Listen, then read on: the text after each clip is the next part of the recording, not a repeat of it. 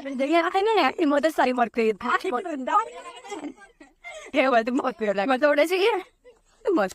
और इधर मराठी में एक कहावत है, मुलगी शिकली प्रगति झाली, लेकिन अगर सीखकर ऐसी प्रगति होने वाली है तो भाई ये प्रगति अपने माँ बाप का नाम जरूर रोशन करे। वाह क्या सीन है। अब वो बात अलग है कि रोशन करने के बाद कोई नाम ही नहीं लेगा, बात तो सही है। लेकिन सोशल मीडिया पर लोग पॉपुलर होने के लिए क्या कुछ नहीं कर रहे। कोई कच्चा बंधन दिखा रहा है, किसी की वीडियो वायरल हो जाती है, कोई बैठ चर्चिल के नाम पर दम मार रहा है, तो कोई किसी को लाइव पेल रहा है। ये सब क्या देखना पड़ रहा है। ये सब देखकर ना एक ही बात लगती है कि सदियों पुराना जमाना ही अच्छा था। कम से कम लोग जंगल में रहते थे, कंदमूली खाते थे, नंगी घूमते थे और हफ्पा हुइया करके मर जाते थे।